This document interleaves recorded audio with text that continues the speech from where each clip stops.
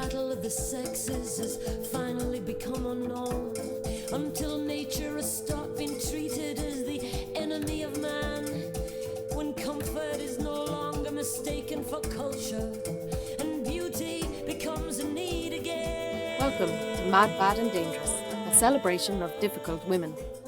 This is a series of interviews between influential women over 70 years of age. My name is Emma O'Grady. I'm an artist and I make work inspired by true events, real lives and shared histories. I believe that by sharing experiences we can change our world in profound, tiny ways. I embarked on this journey to pay tribute to these extraordinary women, to create a space for them to speak publicly with their peers and ultimately learn from them how to become more difficult.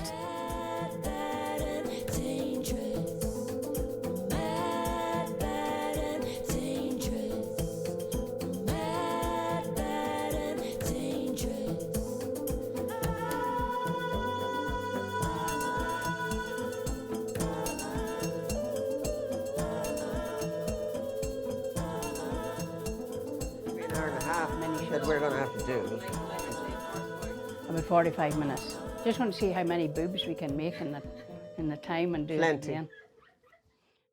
Bernadette McAliskey was born Bernadette Devlin in 1947 in County Tyrone. She has been a civil rights activist since the 1960s, where her lived experiences of the forces of injustice and inequality led to her becoming an advocate and an instigator of socialist reform in the north of Ireland. In 1969, she was the youngest woman ever elected as an MP to Westminster. She was jailed for her participation in the Battle of the Bogside in Derry in 1969. In 1981, she was shot 9 times in her home in front of her children. Anybody who has a bin lid that is prepared to bring it out here, would bring it out now. The fellas at the top of that street are holding the police off.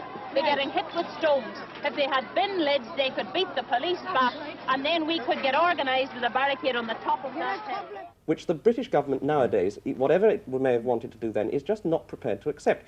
I don't want to stay in Ireland. I don't believe that this government's future, or England's future, depends upon staying in Ireland. We have no economic or political interest there. We want to give you independence. But if you're going to cut each other's throats, and if you're not going to cut somebody's throat, somebody else's, how do we get out? Just tell us. I'll tell you how you get out. Quite simply. We're not going to have a revolution Number one. tomorrow. I'm Right. going to tell you so.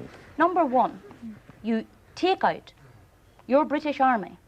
And number two, you leave in the profits that you take out today that leave us a small country. But you're going to be bankrupt without us. You take out, look, we don't need, Mr. Heath never came over to our ICI, Kempstrand, British Ingle, Courthold, Goodyear factories and taught one of our workers how to work on the production line. He knows how to do it without Mr. Heath. He turns those goods off without Mr. Heath. The problem is that we work at 2/3 the accepted living wage of workers in this country if we're so British. We don't even get the full British wage of British workers. We work where we as taxpayers and the British taxpayer Yes, but you'll get more in tax by benefit than you pay, in fact. Creates a situation whereby people who own industry can come for very low rates. You can rent a factory, cheaper per square foot in Northern Ireland than you can rent a house. And where do the profits of that labour go? £150 million British taxpayers' money every year maintains the 6 counties, and 3 times that every year leaves the 6 counties in the profits of private enterprise. You keep your 150 million, we'll keep our profits. I agree, but you see, Miss Devlin, the tragedy is that... Today she works for STEP, South Tyrone Empowerment Programme, which provides services, mentorship and training, and empowers marginalised groups and individuals to participate in the socio-economic life of their community. Are you okay with the door open over there?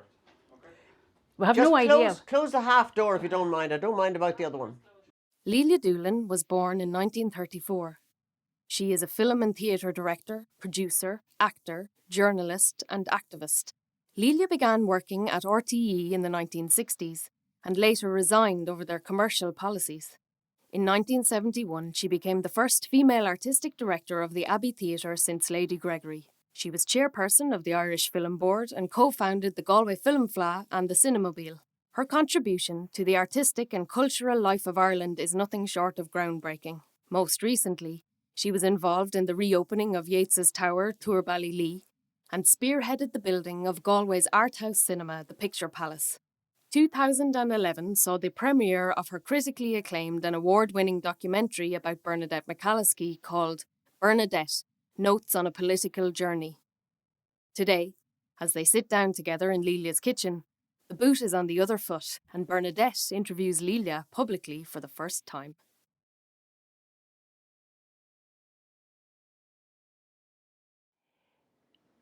Tell me now, Lelia. I had an uncle once who started every new conversation with, tell me now. Right.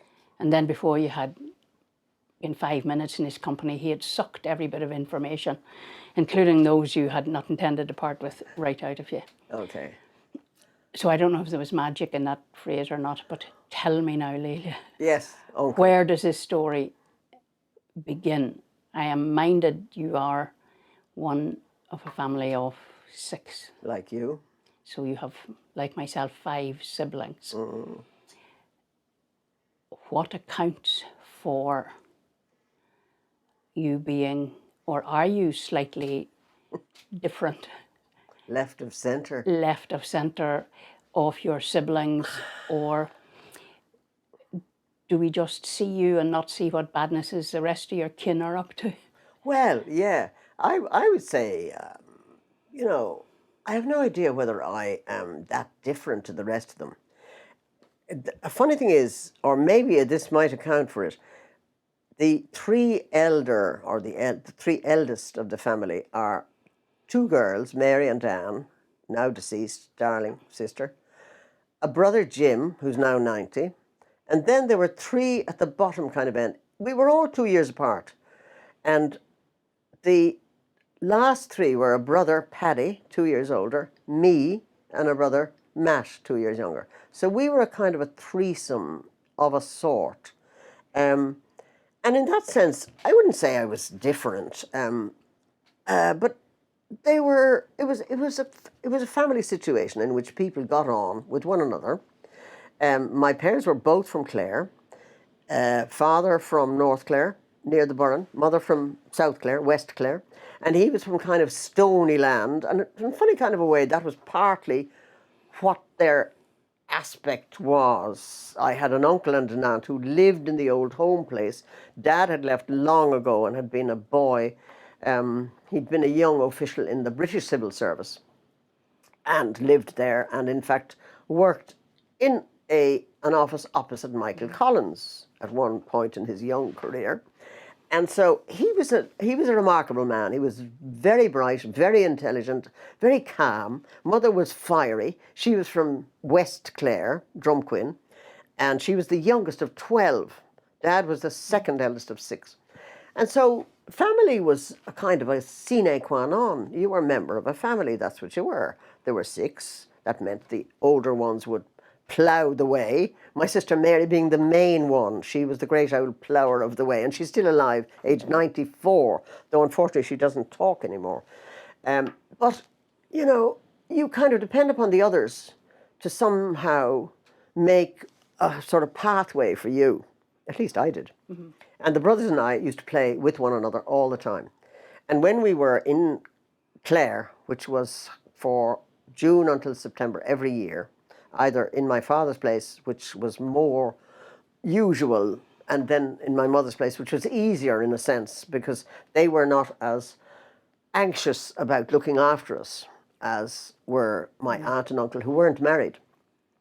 The aunt, Anne, she was my godmother, and she was really the stalwart, because my uncle had suffered from rheumatic fever as a child. And I just simply relished that life. We regarded ourselves as some extent slaves on the farm, making hay, going out to the bog. And I was just talking to you earlier today about the way in which I loved the sense of oozing bog, wet bog between my toes. But I disliked dry hay in my sandals. How dare they? So I'd have to take them off and run. And we used to do all the jobs on the farm. I say we were probably more trouble than we were worth, but we regarded ourselves as very important workers in this 45-acre farm, which was 6 cows. I don't believe there were any sheep. It was mostly cows and tillage and a bog. And we would go to the bog and be there footing turf and listening to the stories of the men who used to always make a little fire on the bog and boil the kettle on the bog. And that eggs, kind of, eggs in it. oh, tea was wonderful. Wonderful, yeah. Exactly, every possible thing. And my aunt used to send up bottles sometimes when we were... There was one meadow which was over about 5 miles away in Doolan. And we used to cycle over there and work on that farm, and I hated that because it was a huge field. And I always dreamed of a field that was about, you know, the kind of size of your back garden that you could work in and that nobody would come along. And of course we played cards with our grandfather, who was still alive then, and we cheated him at 110, which was a great game in those days. Some people played 25s, but he was, I must say, he put up with us. We used to go and climb the trees and play in the haggard, and my uncle had bees. So it was a kind of a country life. Yeah. And it's very strongly in me, that whole life. And the Dublin life is equally, but different, totally different. So you have in ways, actually, a rural existence that allows elbow room Freedom. for freedom, for independence. Yes. And at what point in, I'm just thinking in terms of one of the things I discovered myself. I grew up in I hadn't realised it until I went into a different environment, that I'd grown up in a matriarchy. I come from a long line of widows. Yes. And I keep telling my husband that when he misbehaves. I come from a long line of widows. But, and large numbers of girls in the family. That's right. And it was only the first time, and convent school educated, when I went to Belfast, that I realised that men seemed to think they had some superiority or entitlement to a better opinion, and I hadn't seen that Prior to this moment. Prior to this moment. Yes. When I was about 18, I had no real idea that men had some sense of entitlement to first place and last slice of the loaf. So from your own point of view then, when did this sense of just naturally being able to do your own thing It's a funny thing. challenged? I remember asking you once, where did you get your sense of egalitarianism? And you said to me, I don't think I ever got it. I had it. It was part of me. And I think independence was part of me. I think I was indulged by my parents because I'd come after 2 boys and then me and then a boy. And perhaps they indulged me. I would have said I was an independent-minded cuss probably from early on. From early on. And that was, and that wasn't minded. Nobody minded that. Yeah. But my mother was one of 7 sisters. Yeah. There's a wonderful photograph of her and the 7 of them standing around, tall women, big, strong, great women. My mother was a wonderful person. And actually standing around the single boy in the family who was inclined to be fond of the drink. But I mean, this happens because my mother told me late in life, I remember I used to go off on journeys with her here and there, and she told me once as we were going out towards the old home place that her mother had been an alcoholic for part of her life. Who could blame her? 12 in the family, and her husband was working, I think. He'd gone away as a young man to Australia and came back fairly soon and then became the master of the workhouse. And they had a shebeen, which was a small pub and grocery, you know, tea and sugar and flour and butter. And my aunts, 2 who lived there, Mary, who was the eldest in the family, and her husband, who was always called Mick Curry. He was never called Mick. He was always called Mick. And she had an other sister who was a kind of a saint. She was the smallest in the entire family. Her name was Delia, and she did all the work pretty well. Mary told the stories, and Delia did the work. And it was Delia, there's someone above in the shop. Delia would hair up into the shop. Anyway, we had the greatest of fun there in that house. It was where my mother had been born and where the uncles who went abroad, who went to America, 2 of them, came. Came to visit. So the sense, yeah, listen, how do you ever know anything except what's in front of you? Yeah. And that was trees across the road, rooks in those trees in the morning. And my father, when we were in Dublin, and we got, as everybody does, you know, we got measles and all of those things. And my father, now this will give you some idea. My father got 2 books to read to me while I was not well. My brother as well, I think, probably Matt. The books he got were Flush, which was the autobiography of Elizabeth Barrett Browning's dog, and Memoirs of a Fox Hunting Man by Siegfried Sassoon. I've never forgotten these 2 books. I thought, my God, well, he had spent a great deal of his young adulthood in England, and he had come back when after the treaty, to Cork. So he had a very warm attitude towards English people and a very egalitarian nature anyhow. And he wasn't a great Catholic. But of course, those were the days of the Tridentine Church in which you weren't allowed to go to any other than your own, you know, faith. I remember on one occasion, a dear friend of his he worked with, who was Protestant, and he wanted to go to the funeral and he wasn't allowed. I mean, those were days when a sister of mine also wanted to, she was very close to a Protestant man who was lovely. Didn't marry him because of the church. Yeah, you couldn't have done those things in Yeah, those, in those but I days. went to a convent school like you did, and I suppose, you know, the whole idea of the music, the incense, I think there was always a theatrical streak buried not too far down in me, and the notion of all of this bit of the church was great. The rest of it wasn't that No, interesting. you could have done without. Yeah, exactly. But where when you leave that, Yeah. when you leave that context of your life behind, is that to go to boarding school, day school, or when you get to, when you begin later, people don't, if I could for a moment verge on the art of diplomacy, Oh, never. people don't necessarily value, never mind tolerate or indulge the independence of mind when you go to work with RTE. And a great, so 2 things there. One, you know, where, how do you get from that I mean, you have elbow room to you've having covered about 45 years there Yeah. now in one sweep.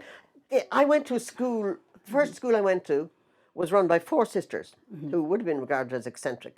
The tall Miss MacDonald, the small Miss MacDonald, Miss Cassie and Miss Francie. These were the 4 women who ran this school, and they were as unalike as on peas in a pod. Anyway, and we went there, my brother and Matt and I, we walked to school every day, which is about a mile, and we had the greatest of times, except when a fellow called Ronnie Egger came along and bullied us on the way home. So we used to have to try and catch a ride with the milkman to try and outwit him, because he lived in a place called Smoky Hollow, which Bob Quinn, by the way, also lived in. Anyway, I accused him later on. So that was a school who, they were very bright, those 4, and they brought us on miles. And when I went to the secondary school, it was Beaufort, Loretta Nuns. Beaufort was the kind of day part, and the Abbey Theatre, the Abbey was the boarding school. And we always felt as we went on in life that the people in the boarding school are so man-mad that if they were ever let out for a day, they would be found in some condition which was not appropriate to young ladies. Anyway, that didn't bother us too much. I played hockey in school. There was netball, I think, and there was definitely tennis. And there was a very tall nun called Mother Mercedes, who was a great character. She died afterwards of cancer of the bone. Great. She was a wonderful, wonderful woman. And I also studied German in school because I had, you know, we did French anyhow. And one was offered, if you didn't need to have your lunch, you could go and have 3/4 of an hour with this little person who was mad about Schiller. and Goethe. So I did all that, and every day, and I got to be the size of a large 10-ton Tessie O'Shea, because I would have sandwiches for the 45 minutes, then I'd have the class, then I'd go home at 4 o'clock. My mother would have kept my dinner, I'd eat my dinner, and then there would be tea at 6 o'clock. I mean, this was old Ireland country style. So yeah, so from that kind of life, I went to UCD and did French and German in UCD, and cycled in and out. As my father, who was working in the custom house as a senior civil servant, used to cycle home for lunch from the custom house, which is about 5 miles from where we lived, and back again after lunch every day. He had his dinner in the middle of the day, like Irish people do. So I then finished in college. My father died in the middle of that, which is an appalling tragedy and a sad and awful time for my mother. We had to sell the house we lived in. We moved to another part of Dublin, Booterstown. And I started work doing bits and pieces in theatre. I went to Berlin for a year as a student and was supposed to do an MA on Brecht, and had a wonderful time, I have to say, there, and enjoyed myself and took part in plays and that kind of thing. Came home, got a part in a play in the Gaiety, and then that was pretty well the die was cast. Nobody said you can't, except people said it's very kind of unreliable kind of a business that you're involved in, and I might say, oh yeah. I didn't drink until I was probably in my mid-20s.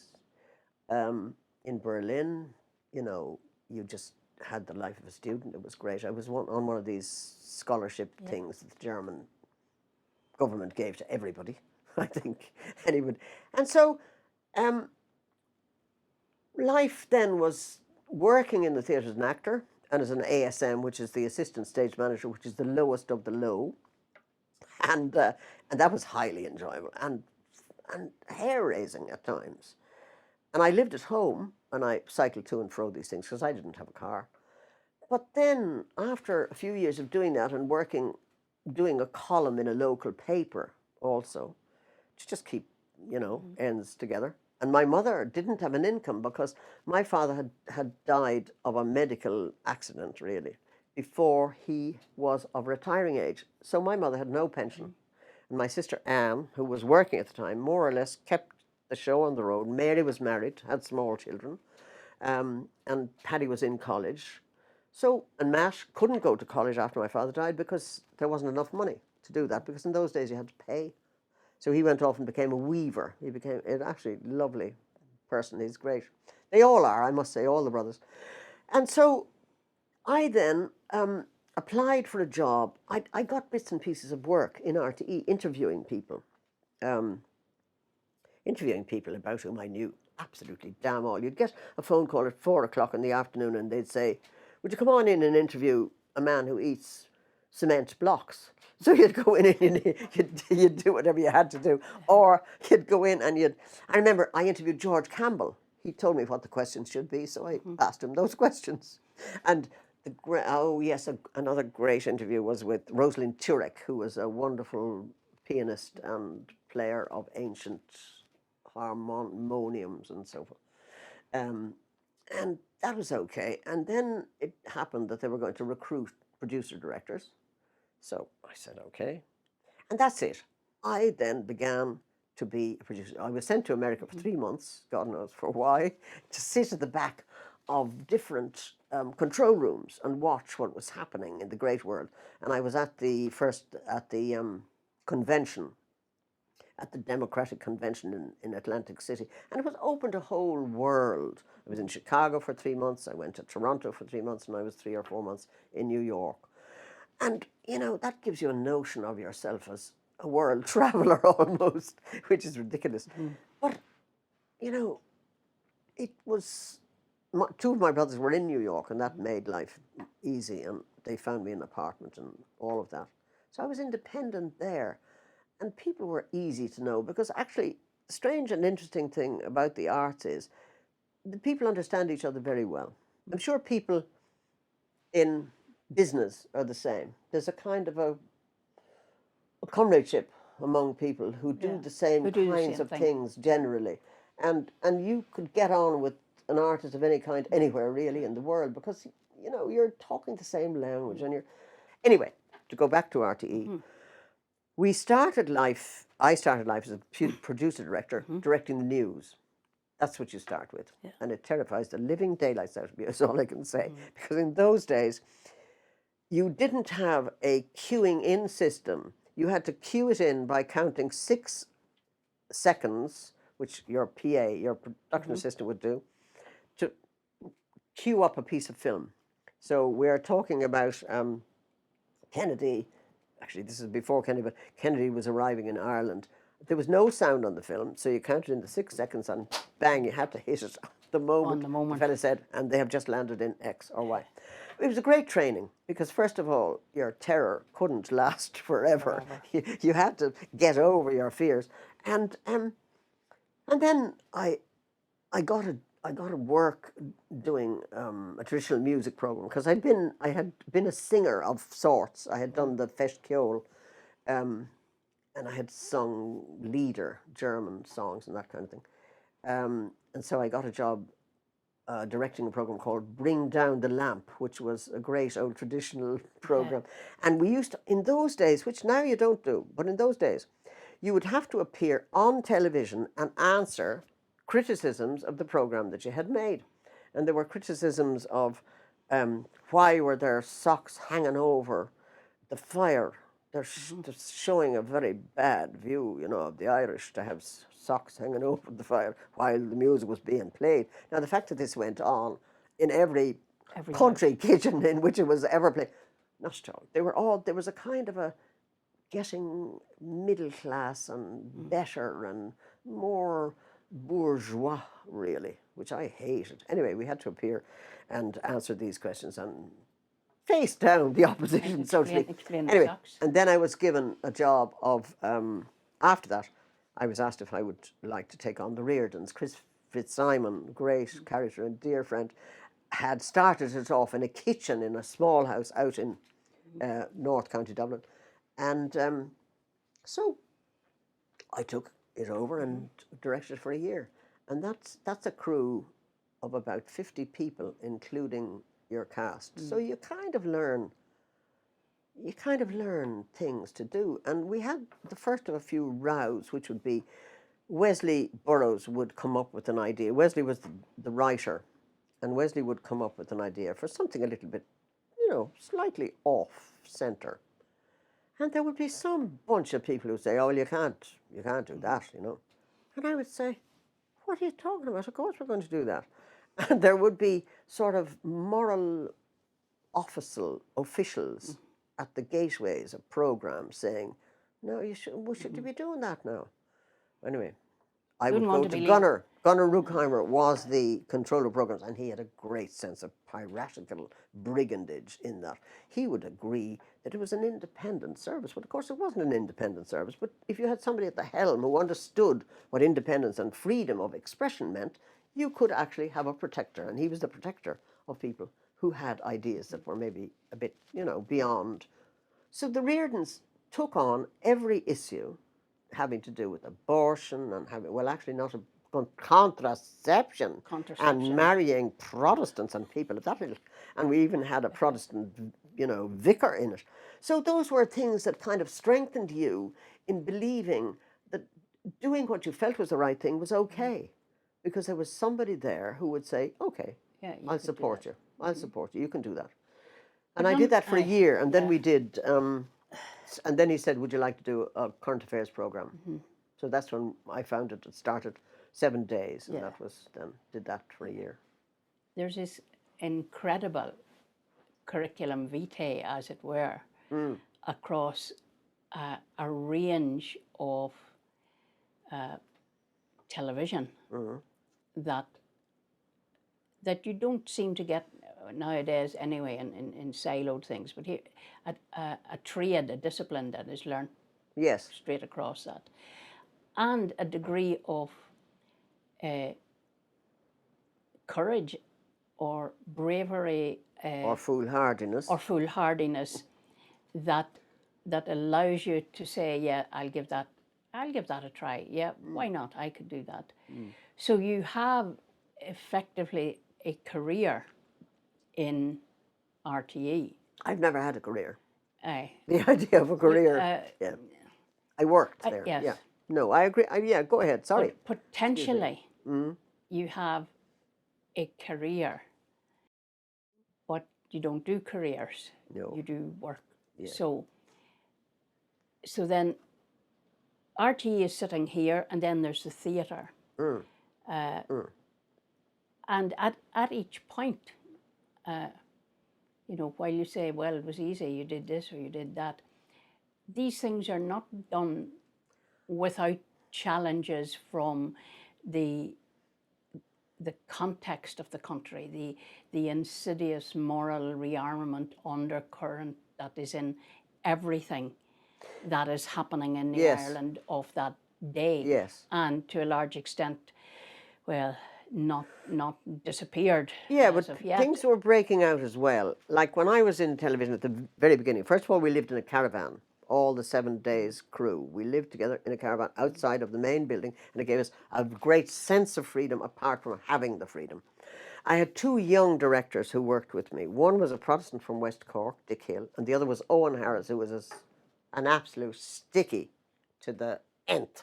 Wore black from top to bottom and was always full of ideas and trying to manipulate you to agree with these ideas, which is a thing that he's well able for and still does. God bless him. Anyway, they were the 2 buccos that I had working for me, and I also had Rosita Sweetman, who was a researcher and had a great production assistant, Deirdre Murphy. Well, these people together had a sort of an appetite to find out what's going on in the world. And I began, for the first time really, I would say in my life, to consider the drama of real life as opposed to the drama on the stage. And the extent to which politics, I had a brother-in-law, my brother-in-law was in politics in Fianna Fáil, which I was never crazy about. I was a member of the Labour Party at one point in the late 60s. But politics for the first time impinged upon me, including you, of course, because you were part of the regime of what was beginning to happen in the North, and I was covering it. We were covering it. And I remember doing a big documentary program with John O'Donoghue, who was one of our reporters and journalists, in Derry, and meeting people and realising the state of gerrymandering, realising the state of you know, what you say is true. There were undercurrents, but there were also undercurrents of protest in that people like Marion Finucane were sitting in on houses that were going to be demolished to gentrify a part of Dublin that didn't need to be blooming well gentrified. The ESB were going to do things. All of those were happening. And there were moments always along the way when one of the things you wanted to do didn't suit the people that you wanted to do it about. And I had friends in RTE, apart from Owen and Dick. I mean, there were wonderful people, and there still are wonderful people in RTE. Jack Dowling was a dear friend of mine, and he was one of the people who had an attitude to what could be done in television that is still relevant today. He had a program called Home Truths. It was a program that was intended to enable people who didn't have a huge amount of money to gain access to the goods of the country. That is to say, social welfare, what they needed to do about certain parts of things, simpler ways of doing their makeup. Helena Rubinstein came on board and tried to knock the whole thing out of the water. And we did programs of those kind in which we obliquely, you know, criticised the status quo in the country in relation to corruption, in relation to Vietnam was one of the areas that we had. You didn't get to go. No, I didn't. No, and it wasn't I. This is a fairy story, by the way, that I want to clarify. It was my co-director, Murish McGonigal.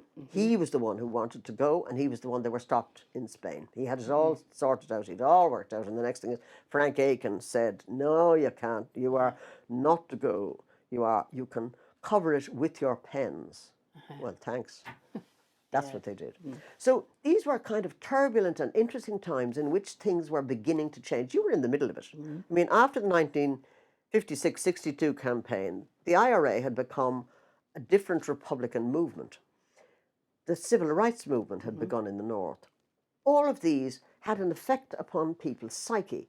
And the psyche of people like me was to go there and to find out what was happening. What is going on? Where are the forces at play here? And what should we be thinking about? What we should be doing about them? At that point, for someone like yourself, up until that point, how far away was the North in your psyche? Did you know it existed? That's really interesting. Until I worked in current affairs, the North was a place where we went up and played hockey against Queen's University when I was in UCD, and we beat the larrup out of them. And they were very welcoming, but you could see that Donegal, or not Donegal, sorry, Donegal Place and the whole of Belfast on a Sunday was a place you didn't want to be. So you began to wonder, what's going on up there like? Yeah. I wasn't historically lettered at all. I was as ignorant as anything you could imagine. And in the course of a year, I had to teach myself and be taught what was happening and what was outrageous about what was happening, and to try to expose it. And if that mean there was plenty going on in the South point, as well. Yeah, at that point there were very important, I think, and significant contributions made by RTE and RTE programs. And then not only in terms of the North, but in terms of other things.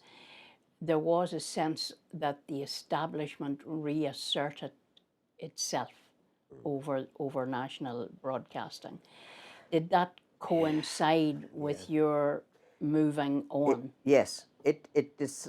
What happened, in effect, was there was an attempt to stifle the covering of current affairs as directly as we wanted.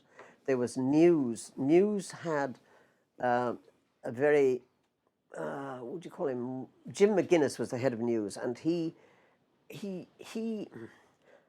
wouldn't want to say that he, what would be the word? Auto-censored. That censorship was abroad there, depending upon people's political affiliations or tendencies. And there was a big row, huge row, which afterwards led to the actual current affairs programs being put into the newsroom, which was absolutely, in our opinion, dead wrong, because it meant that the idea of free and fair coverage, or maybe unfair if you wanted to say that, but there was no real reflection or analysis enabled. There was a time, of course, when Haughey didn't come on the air at all, and Division, which was the programme that Miris McGonigal was running, had to have somebody there as a kind of in loco governmental persons, because Haughey refused on account of the farmers had marched on Dublin, and a piece of what they had said was put into the news before what Haughey had riposted with. So, people would do, things that they felt like doing, and these were uppity things. So we had begun to gather together, and I would say that the whole politics of the, Republican movement was probably rife. There were certainly tendencies within RT. Yeah. I didn't pay any attention to that, because I was just interested in making the best we could of an analysis of what was happening, both south and internationally as well, because we covered general, politics, not just the Dáil, which was what Miris was covering. Anyway, it came to a point where there was a sense that we were losing really what we had been set up to do. Mind you, we had been set up to do it in a very contradictory way, because we weren't like the BBC, and we aren't still, of course.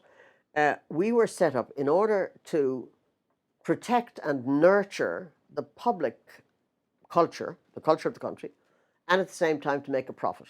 Now, these are not, these are mutually quite challenging concepts. And we had kept pointing this out, and then, it wasn't liked.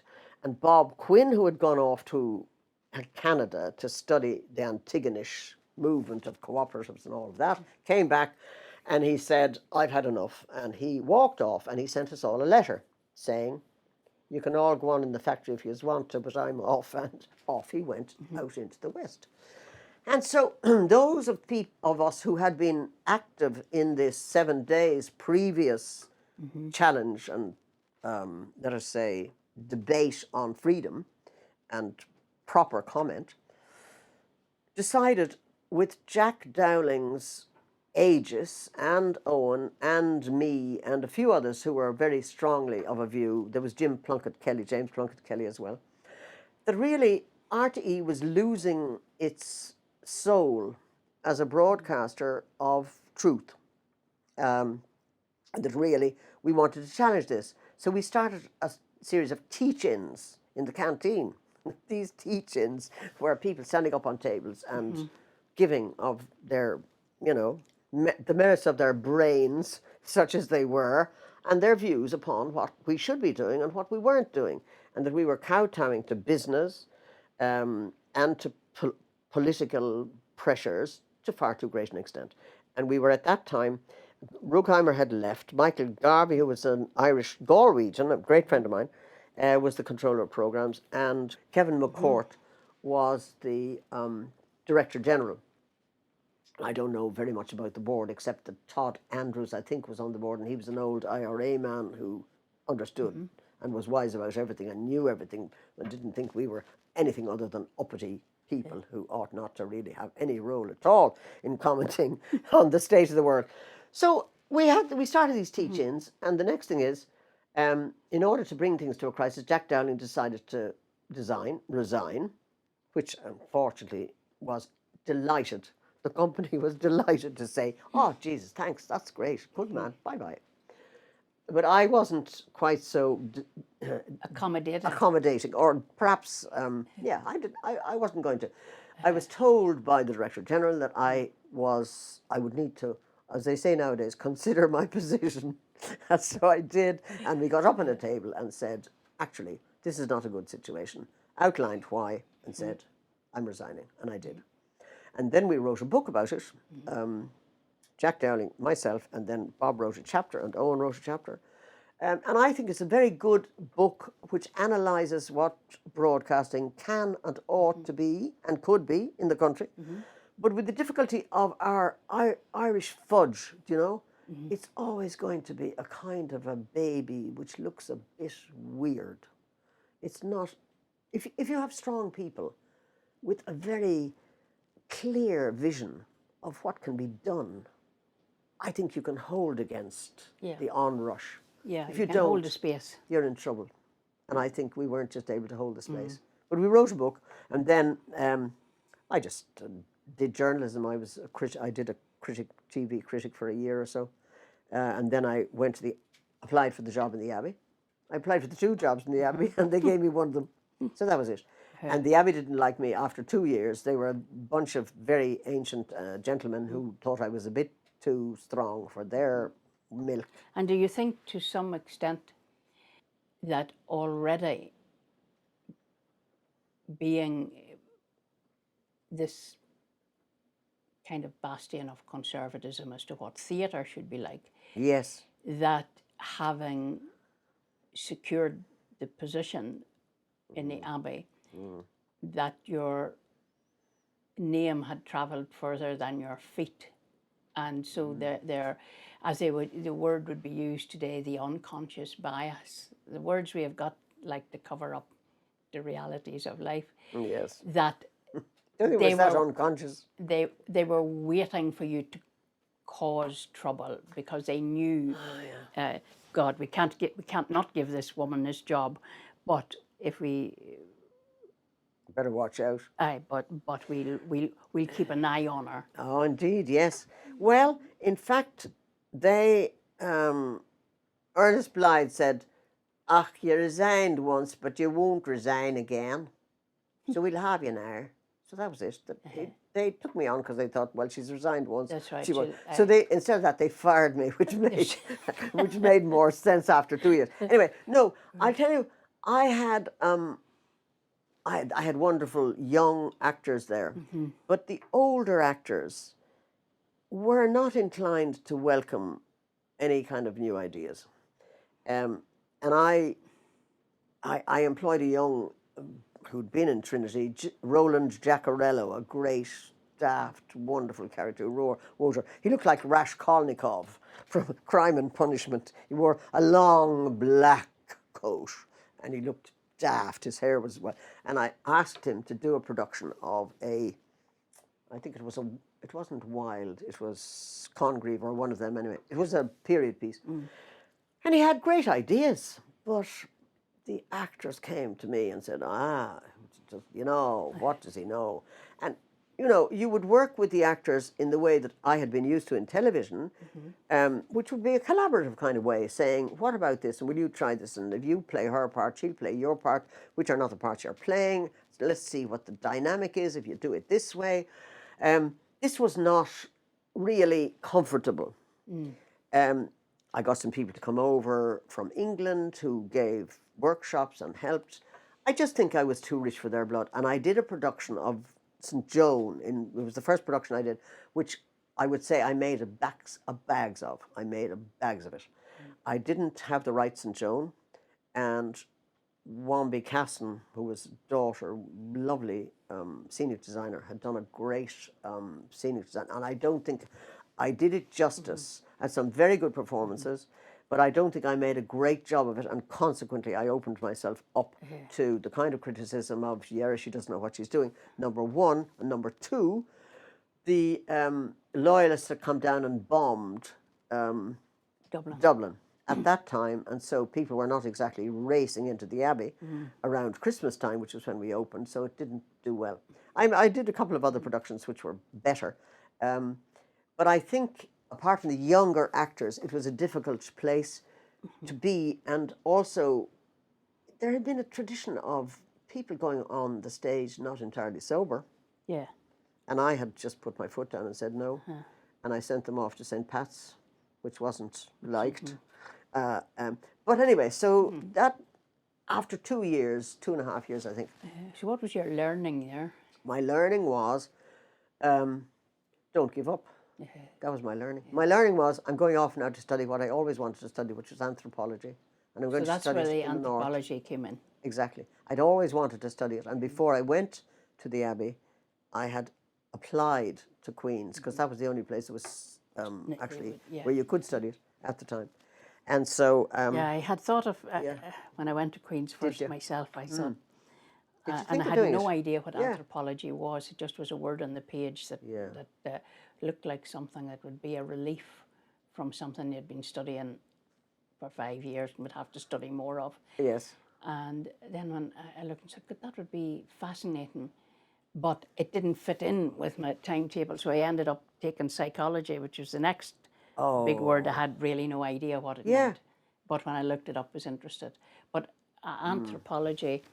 Well, I loved I like the idea of anthropology. Everybody should do anthropology in primary school. All societies, relationships of families, creation, different cultures. I just thought, listen here. So you went back. So I went up there, and John Blacking, who was the professor, who was an ethnomusicologist, great character, he said, we'll take you on. You can do a PhD. And so I started off, and I went to lectures, not many. I spent most of my time setting up video groups among the Loyalist youth and the Catholic youth up in Ballymurphy with Des Wilson, whom I had known from before. Since I was working in current affairs, I used to go there as well as to Derry. And I got to know Des, and Jack Dowling was a friend of his and knew him, and I therefore, while living there, had access really to the intelligence and the wisdom of absolutely insightful, wonderful character, marvellous man, real, just absolutely. You knew him very well, and you had worked together with him as well. Anyhow, I used to go up and set up little groups who knew more than I did, because one of the fascinating things, of course, of working in television is you're a producer-director, and that doesn't allow you to touch a camera or a sound or a microphone or anything. You're a director. Demarcation, hello. But of course I had to teach myself how to work a camera, how to run sound, and how to do all of that, and then to pass this on to kids in Ballymurphy who wanted to make films about escapes, prison escapes in the Second World War. That was what they really did, want to make films about. It was absolutely fabulous. Anyway, and the enjoyment of that was great. There were a couple of kind of stickies who lived in that area, Alistair Heron. Who, for the and purposes Kate. of the tape, are members of the official Thank you, Republican thank movement. you. The official Republican movement, yes, after the split. I was in Belfast from 74 to about 78 and a half. That was it. And you were displacing ideas all over the place at that point. It was post 72, post the Anglo-Irish Agreement. It was post the Battle of the Bogs. I was post you being in jail. It was all of those things. And I lived on the Lisburn Road in a flat which cost me £20 a month. I had the whole of the middle of this enormous house. And I went everywhere on a bicycle. I used to carry large things, huge recording machines, because in those days it was reel-to-reel recorders. And I finally got some money from the Gulbenkian, no, not the Gulbenkian, who are the people who make chocolate? Cadbury. Cadbury's. The Rowntree Cadbury Trust. To buy a little porta-pack, which was a reel-to-reel thing, and camera. And I used to heist around the place with that. And had a marvellous time. And then I had decided that I was going to write my thesis on elements of this, it was called Elements of the Sacred and Dramatic in Belfast Urban Enclaves. It was really about the dramatization of people's ideas of transcendence, either Protestant or Catholic or anything. Because I always believed, and do still, more and more, that there is an absolute need in the human psyche for something greater than itself. The quotidian. And yeah, exactly. And that has always, I suppose, been one of the things that has pushed me on. So in Belfast, I had this tremendous time. I had £20 a week, which was plenty to live on. As you know, you went everywhere on a bicycle. People gave you cups of tea. And people used to come, friends of mine used to come who were working in the Lyric, and they'd stay with me. Blonde Irvine, marvellous actress, Finn O'Shannon, others. They'd come and they'd stay, and you know, they'd go to rehearsals from the house, and I'd go to the shows, and we kept in touch then with the theatre. And people from Ballymurphy with Des, we used to haul them all down in a minibus down to the Ulster Museum.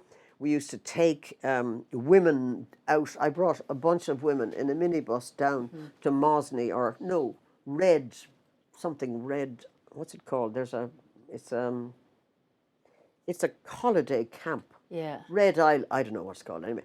And we brought a women's darts team from Ballymurphy who wiped the floor with a women's darts team from Ballyfermot.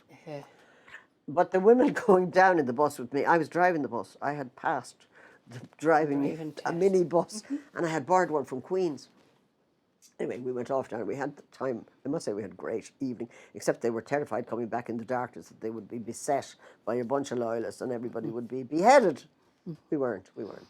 Anyway, so yeah, you know, in that sense, let me say this. I have never done, neither have you, an interview about myself before. I've never done this ever before. I've always avoided it because I've never wanted to talk about myself. And in fact, a friend of mine, I think I said this to you earlier, said to me, and it was an accusation now, I think, rather than a piece of praise, said, you're the least self-aware person I ever met in my life. And I thought, Jesus, is that terrible or what? Anyway, but no, I have to say that doing an interview about, I don't mind doing an interview. In fact, I always agree to do an interview about some work that I'm engaged in, because that's what it's all about, you know. Well, which is partly why, as I say, revenge is sweet. Listen here, you. Yes. There's a return journey here for the work, because nobody else would have, you know, which again is a testimony to your persistence, perseverance, persuasiveness, or whatever. But Flattery. the process through which Notes on a Political Journey, which was the series of interviews, the funniest bit of which to me was when I saw them all. I had no realization that my own shared lack of self-awareness was that I never had any conscious realization that the colour of my hair changed over time. I just kept putting a colour in it. And then when we looked at all this archives, my hair had been 150 assorted colours in the course of my lifetime. Wonderful, yeah. And I had no notion that it had happened. But nobody, again, I think it's something we would share, that I would talk forever about the things I think need doing, or the things that I am doing, or what could possibly be done, but I have no idea why people would want to know anything about me, or what bearing it has. And yet it is we should know better, because it is something in the intangible culture that allows these ideas to get beyond the madness, badness, or dangerous space between our respective ears and many other people. So it's interesting. It's interesting that you should say that. Because it is, you know, because having sat at this table for many years, you know, I sit here mesmerized by this story. Bits and pieces I might know of, and bits and pieces, but fascinated by this journey that, if you're looking at it from the outside, in a fragmented way, in which people often do, that people might know Lelia from this, Lelia from that, but and then they create the rest of you around that. But the person is actually not fragmented. The person is on a totally coherent, neither mad nor bad nor anything else, journey through. We're not mad or bad. Anyway, I'd be complimented if anybody did say that about me, but I doubt he ever did. This is John Charles McQuaid, supposedly. I don't think so. In fact, we're only meandering along. Exactly. I have always felt that, you know, one is living in uncertainty all the time, pretty well. It's not often that you know exactly what it is. Well, you certainly don't know who the feck you are, or what you should be. Well, you do know a thing that is worth trying to do, I suppose. I've been involved in many things, but it's never been just me. It's always been with others. It's always others. Like the Mullaghmore campaign, which we had when I came here in the 90s. That was a campaign which was ragtag and bobtail of people who didn't want the BYRNE to be overrun with tourists in large buses going to an interpretive centre in a very remote place. We wanted there to be, of course, visitors, but we wanted them to be in a village. We wanted the centre to be in a village. That was it. Anyway, over a period of 10 years, I drove pretty well every Monday night down to Kilfenora or Ennisdiamond or BYRNE or whatever, to, Collogue might be the right word, with a bunch of people from all over Clare. Now, many of them had never spoken in public about anything in their lives before. Many of them had never written a line about anything in their lives before. They all became absolute experts. They grew up in the, and I did too, in their company. And together we managed to change the law, given, of course, a great, you know, legal supporter that we had, who was our lawyer, Jim Shannon. But they were people, John O'Donoghue, P.J. Curtis. There were 7 of us who were the... Mary Holland once sent me a postcard with people in a sidecar sitting up, and she said, the Mullaghmore 7. Anyway, but James, who was just died last year, wonderful, lovely man, Patrick McCormick. Anyway, Fionnuala Flanagan and Emer Colleran, now also great, lovely scientist and head, great head. And these 7 people were at the heart of a much larger group of wonderful people. You know, this is the thing that I delight in living with, and that is the great people. And the people, I mean, we were talking last night about the way in which, like, people in the arts are not properly represented or representing travellers and the destitute and people of colour and immigrants and all of those. And that we are allowing systems to occur where people who are entitled to an income from being an artist are not in fact enabled to be. They are prevented from.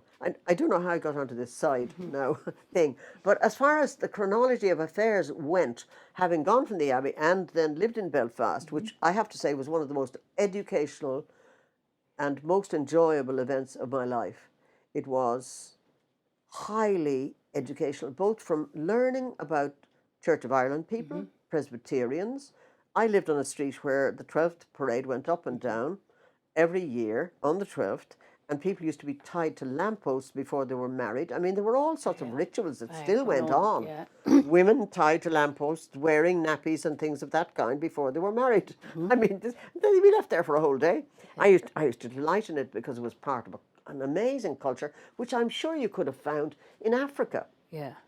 Anyway, so I can't remember what happened after. Oh yes, I went and worked for Combat Poverty in Mayo. Yeah. For a year, which was an amazing experience also, because these were country people who were at the very end of the world, the last place God made. And we created some mad ideas, like a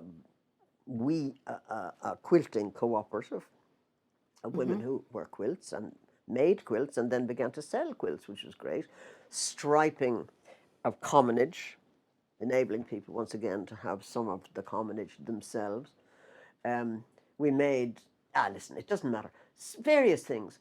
And I did that for a year. But all of these are innovative. Well, they're just ways of bringing people together. Ways of bringing people together and doing things as, I used to say, to protect the guilty, I'll not say, people in Derry had a bad habit of saying somebody would need to. That's right. Somebody, and and I'd say, does somebody need to come over the Glensheen Pass? Because that's where I had to come. I'm not from Derry. I had to come over the Glensheen I remember Pass. you saying, I am not a Derry woman. Not a Derry woman, I'm a Tyrone woman. Yes, so yes. I would come over the Glensheen Pass, but I'd often say it to people, because it's a phrase that I don't understand. Somebody, Yes. you know, Yes. somebody would need to. Yes. Which, you say, well, you know, you're somebody. That's right. And And Bob, I'm yes, somebody. That's 2 of us. That's right. I remember somebody coming up to Bob Quinn and saying, I have a great idea for a film. And he'd Make say, one, did he yes. say? Yeah, exactly. Exactly. So, listen, if you have a great idea, do it. Do it. And that has always been my philosophy, very simple. It's very simple. So you're do it. You're a doer Yes. and an enabler by doing collaboratively. Yes. Other people are But what other people inspire. lured into doing it with you. Yes. Yeah. Yeah. You know, It's a fairly simple recipe. oh, sure, listen, it's what we're all at. If we only knew it. Lurking. Yes, lurk around the edge doing- of the crowd and give it a doing bit of a push, if possible. And some of these things, you know, that I am aware of, you would be teaching Oh, yeah. teaching abroad. You'd be Yes. heading off to. Oh, yeah. I had a exotic wonderful places. time in Romania. Romania, you actually Transylvania. went to teach. I did. You did. 6 years. For 6 years, I used to go every year for a couple of weeks. It was John Fairley, from the lovely John Fairley, who was in, actually, this is a side thing, but John Fairley gave me his car for a whole year. I had a car. I had a Volkswagen, which was going to be remaindered. And he said, listen, would you like to have it? Because I'm not going to put it through the MOT. So I used to drive around everywhere with this car, which had no lights.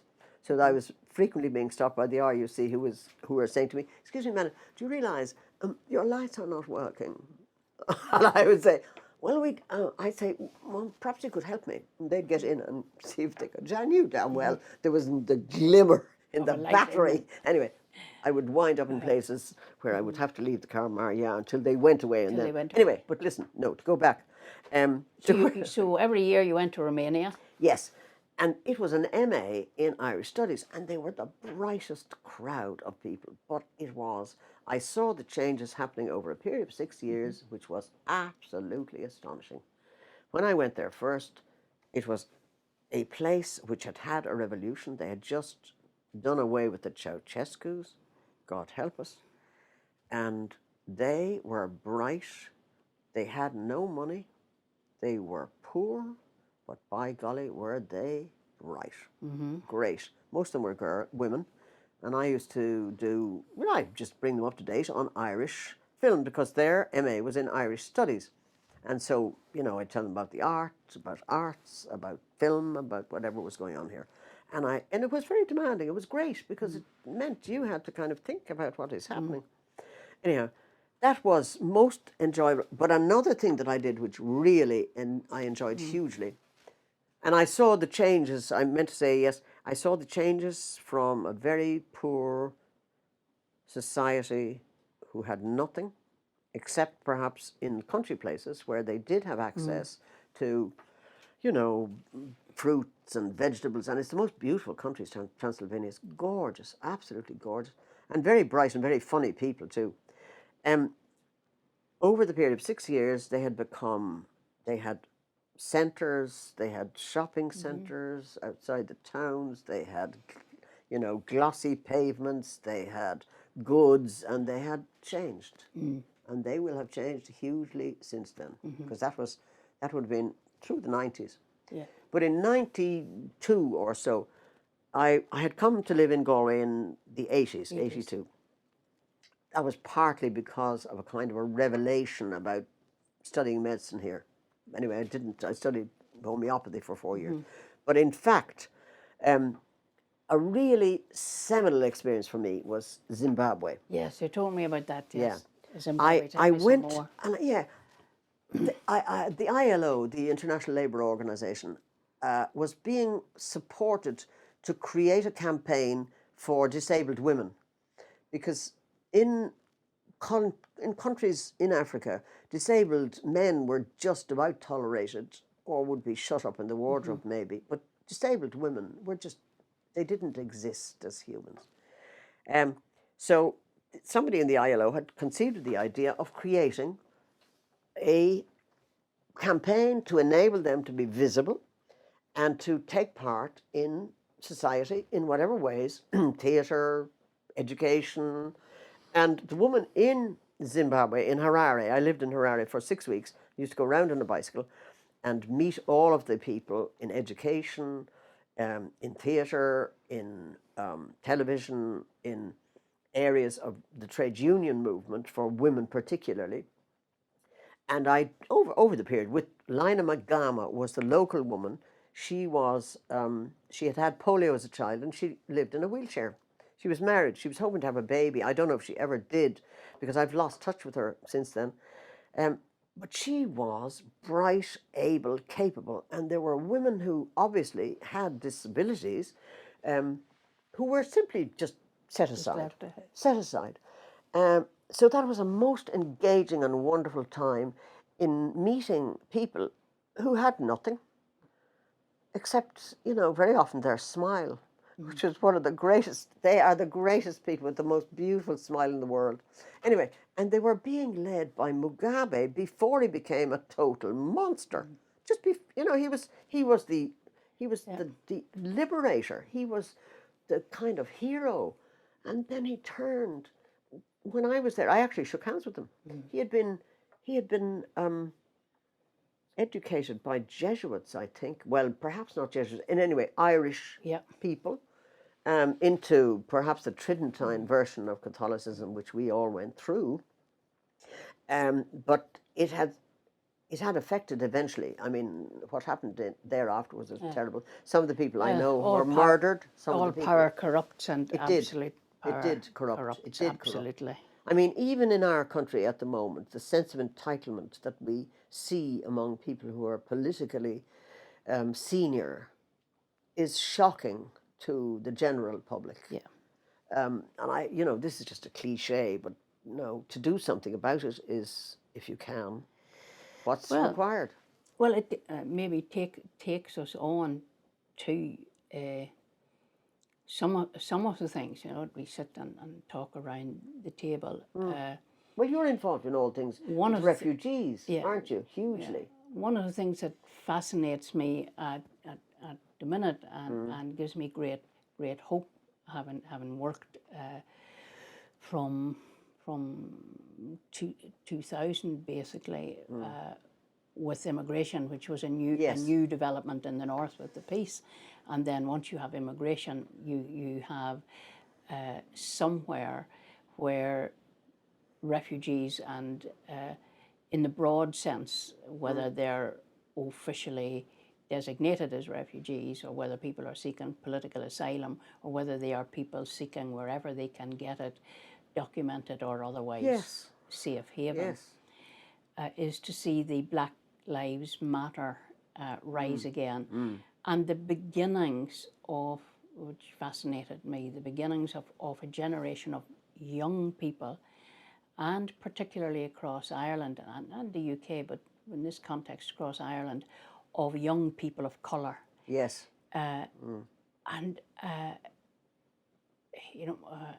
my heart sings to see how sassy and knowledgeable they are. They know about hierarchy. They know about history, which is something that we seem to have unlearned here. Kind of made it, it comes and slaps us in the face every now and again. Like we sat in the north, and to say it, we muttered and tittered in various proportions as what we might have deemed to be, some of us, the Free State or the Irish Republic, attempted to celebrate the rising, the War of Independence, and the creation of the state. While we're sitting up there saying, you lied to us, you sold us out. But now we're looking at the peace and we're coming to the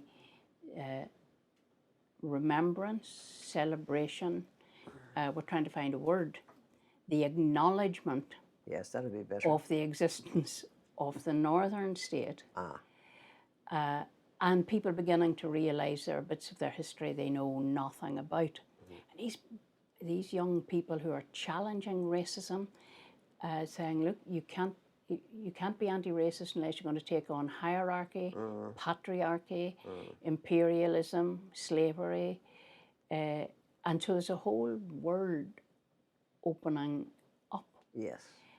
And in a way, two things that brings to my mind is that transgenerational, intangible transference of experience, knowledge and culture, which is why I think that young people between, I would say, the late teens, mid-teens, and mid-20s, there's an age range there of 16 to 24-year-olds, 25-year-olds, who have a new interest,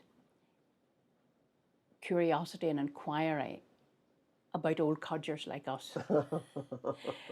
Because somehow they think we have experiential knowledge because they are going somewhere we already have been. In a different way.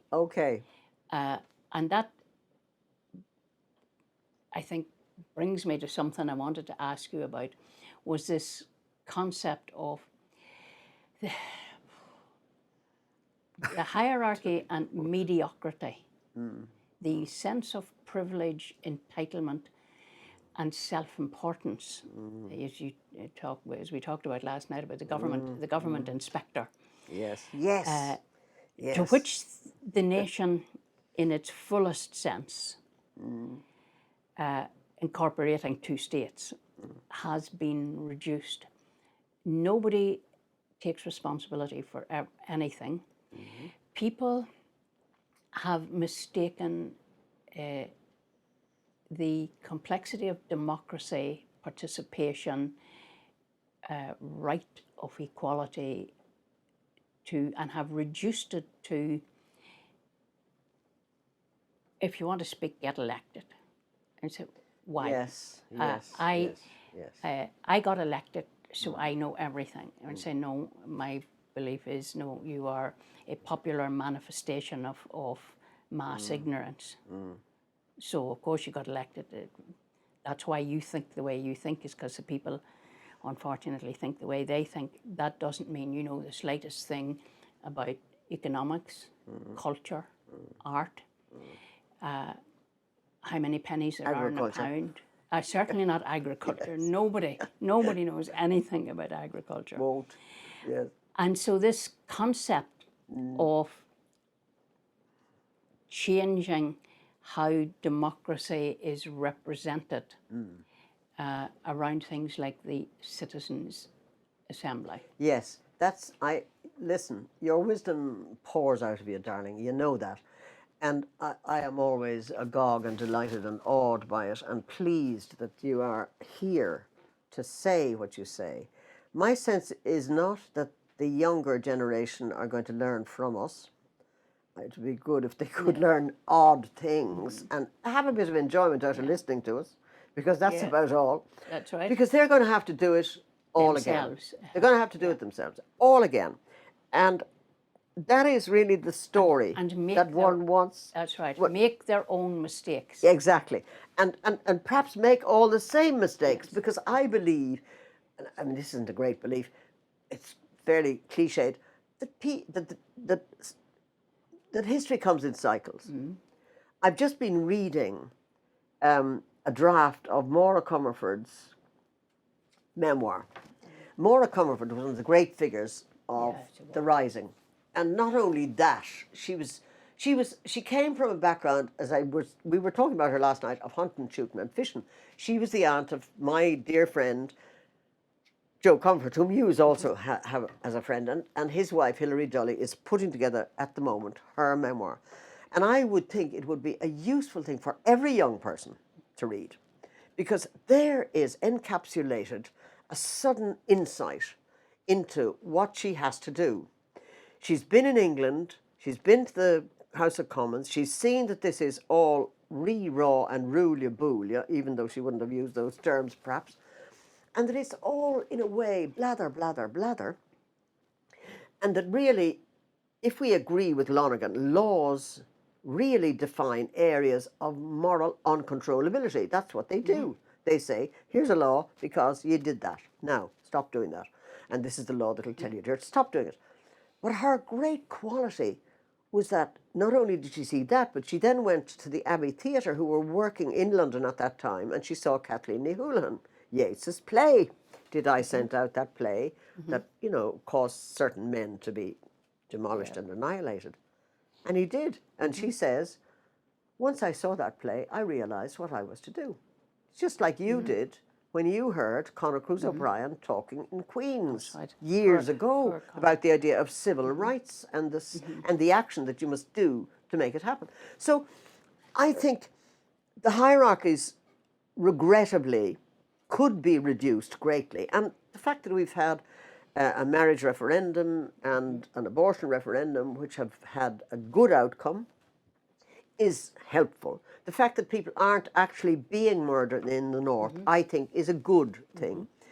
And if people were brought to the awareness of their bogus hierarchical situation and structures, I think That would be helpful. And I think if the younger generation were to do anything, it would be the idea of some kind of regular citizens' assemblies, which sit in, I don't mean judgment, but who offer wisdoms, different wisdoms, to what's going on now. I mean, anybody can see that this is a bogus society in which 2 or 3% of people own all of the wealth. And it's not about wealth, it's about allowing people to create and to follow what they need to do to create by being supported in that. Now, we are a great country, this is also another cliche, who, you know, pride ourselves in our great writers and our great artists and all of this. And we do bugger all, really. I was talking about, last night we were talking about the ways in which the life of the artist is wrecked by having to go through all of these damn application forms. And these application forms are there to enable you to tell lies rather than saying what you are wanting to do. Like, I want to make a film. How long is the film? Who's going to make it? What's the story? How much will it cost? That's all they need to know. Instead of which, there's 40 pages of crap which are intended to be defence documentation to enable those who are going to read these things to know what the outcome is going to be. What's the audience going to think of what you've done? Who gives a shit, if you'll pardon me? What they I mean, really come want, on. yes, what they really want to know.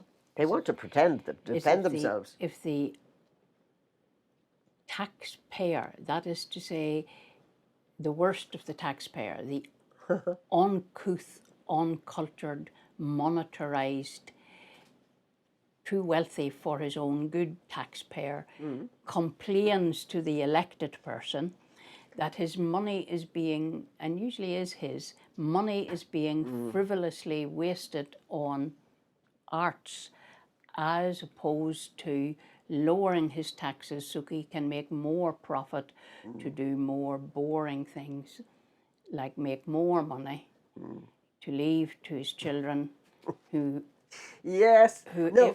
if there is any fairness in the world, will drink it before the next generation have it. And everything has been reduced to my mind. There has been a change in how we understand democracy and Yes. how we understand justice. And we used to have, when we didn't have votes, no taxation without representation.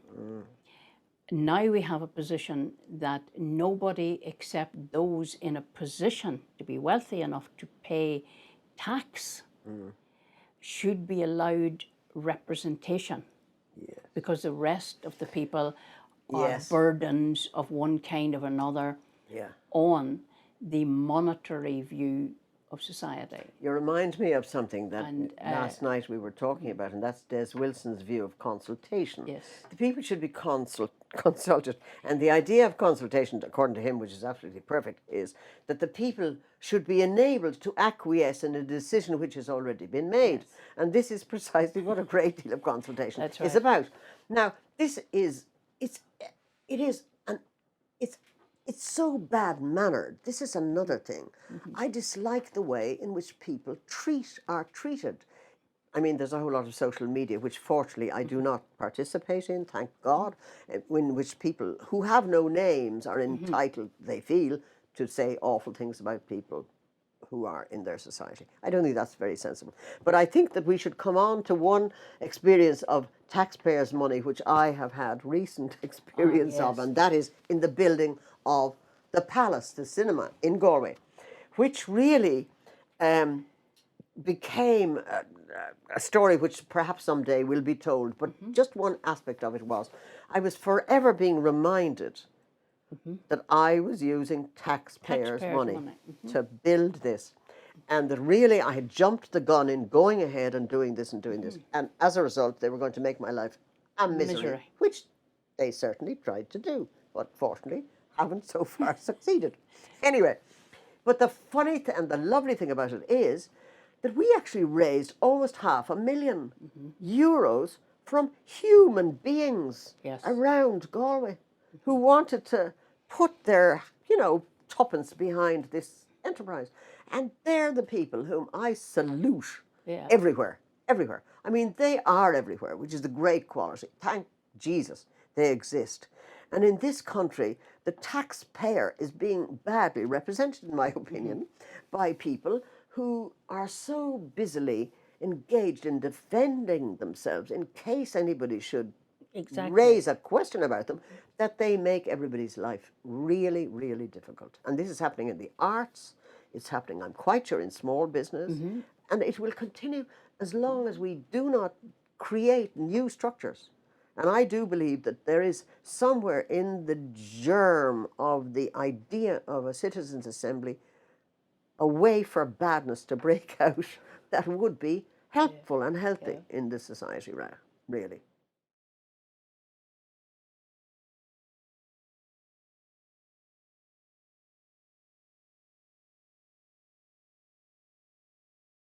Start again. We'll do this. What are they? Oh, what are these? What are they? No. Give us a look. Do you want to? What are they anyway? This is great. Can I read some of them and ask you them? Well, here's apparently we have three. Shuffle them around there. So you won't know. It says a one, a two, and a three. Don't look. Shuffle them. Okay. And you can. I'm gonna, because I'm in the driving seat. Oh yeah. You can pick one, and I'm gonna have The other two. two. But no, Okay. pick one. No, but I'm Just gonna give me ask. one, just give me I'm one. gonna ask you first, Okay, fair enough. I'm not going to even because there's think no about it. democracy here. What do you think your mother or grandmother would think about your achievements? I don't think they'd call them achievements, but since my grandmother, I never knew one of my grandmothers. I did slightly know the other one, my mother's mother. My mother was a wonderful character.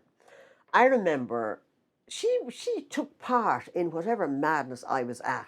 I remember one time she sat up all night with me when I had to do a job which was given to me by RTE when Jack Kennedy was coming to Ireland, and that was to set out the names and antecedents of all of the other American presidents who had Irish connections, which, Jesus, it was a task, I can tell you. There are acres of them. Well, There 12 would have been. 12 or thereabouts. Mother sat up all night with me, knocking this bloody cyst thing together and helping me to put it in order and write it out. So she was an absolute supporter of all things that went on. She really was. She was great. She was a great woman. She should have lived to be 100. And what age did she live to? She lived to 85. 85. Not You're enough. long-lived. He looks like it. Long-lived We had people. long-lived. I had my aunt, who was my godmother, Aunt Anne. She lived to be 94, and her sister, who was married, lived to be 99. We're And blessed. Anne, they were companions. They were great companions. Bridget could hear but not see. Anne could see but not hear. They shared a room in a place in BYRNE in the last years of their lives. And Bridget decided she did not want to be 100, I think. And she died at the age of 99, and 6 days later, She would have been Anne 100. died. She said, didn't want to be there without Bridget, you know. That's human beings, and human beings, life is an extraordinary Isn't it? gift, isn't it? What does the phrase difficult woman mean to you? Bernadette, that's a great question. You have to answer that. There's no such thing, in my opinion. I don't think, I would agree with you. I don't think there are difficult women. I Opinionated think ones. there are women who do not believe that their position is secondary and dependent upon men. They are perceived by men and other women as difficult women. That's right. Yeah. It's a painful truth, which to unravel.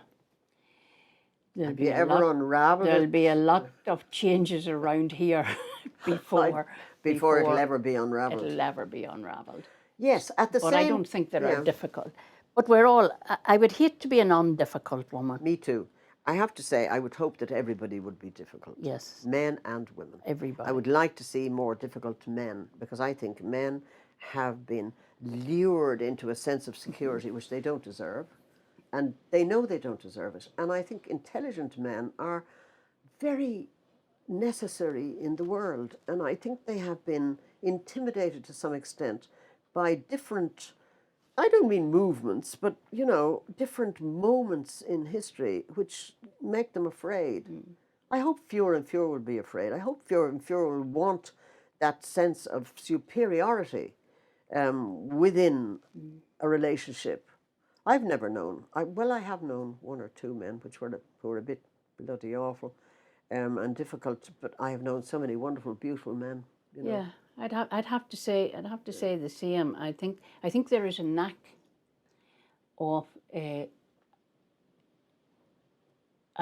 avoiding males, if you can, you know, the traits are fairly obvious if you can keep your eyes open, that you should give certain characters a very wide berth because they will hold you back. That's and maybe that's a lesson that's learned over time.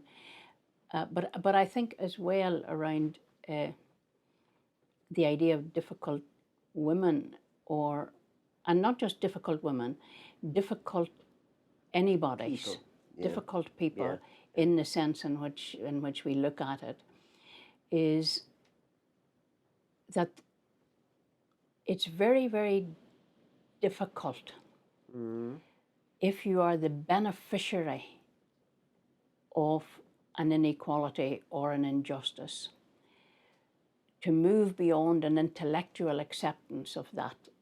Yes. Because it involves giving up what you've got. So you get a lot of people who say, oh yes, I understand entirely what you're saying about equality of women, or about the rights of women, or about the nuanced differences within the rights of women, or the colonization of women's thinking. But I agree with that, but there's always a but. Yeah. And when you see the person who says there's a but, to my mind and experience, it has always been whatever else they say after that, the words that I hear, but I don't want it to change because currently I benefit from it. I remember having a sparring relationship with somebody who was a young, uppity git in college. And later he came along and said to me, loved the time we had together in college. And I thought, hello, this is grand. And only once, I've had a very lucky life, I have to say that. You know, I have been so blessed by people I've known, by my family. And only once do I remember somebody being intentionally nasty. It was towards the end of the building of the cinema, and I was parking, and I have to admit I'm like an eccentric parker, but I was parking in a place, fair okay, and this man who was driving a large car and had parked in a place I often park, on the pavement, got out of his car and said to me, well, you're a disgrace. The way in which you have abused public monies in the building of this monstrosity. And I thought, hello, Jesus, that's all. So there are people who feel very strongly about things that you don't realise, perhaps, and maybe it's just as well on the whole. Because, you know, one wants to be pleasant, if possible, and get on with the thing. And agree that it's an amazing period. You know, here we are. You get whatever it is, 86 years I've got so far.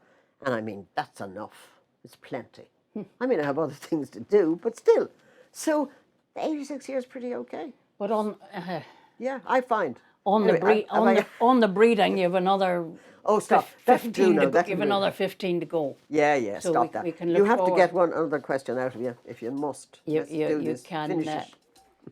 We look forward to the civic assembly then being a reality. Yeah, give over. What gives you hope? Oh, every day. Yeah. Every day, yeah. I wake up and say, here's another great day. It's probably going to have horrors as well. Welcome. Welcome, that's it, yeah. No, it's great. I think people are very loving. That is the fact of life. They really are. I mean, you have grandchildren who are batting about you. You know, children who are. I have, fortunately, some people who love me and I love them, and I think that's hugely, it's an energy. That's an energy. And that is the energy that makes the world go round, frankly. I don't think it's the other. And it's an illusion, therefore, of these people who regard themselves as entitled and as having. I've been elected, so how dare you speak? Yeah. I can speak because I'm elected. Yeah. God help And us. how dare you criticise me? Yes, yes, yes, or criticise the ideas that I have. I mean, people are people. Anyway, listen, it's always great to see you, There you darling. Enough of that.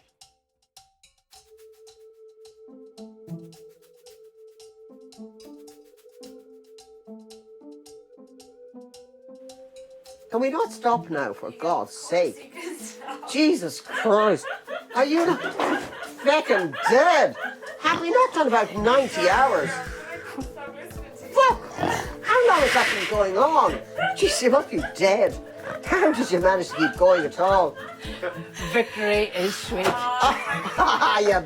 Thank you. I was waiting, but I couldn't stop you. What are you talking about? Wasn't it good? Yeah. Wasn't it good? No, stop. It's bloody brilliant. It's not at all. That's part one anyway, is it? That's part one. That's only part one. Will you That's only part stop? Have you enough? Have you enough now? That's the thing.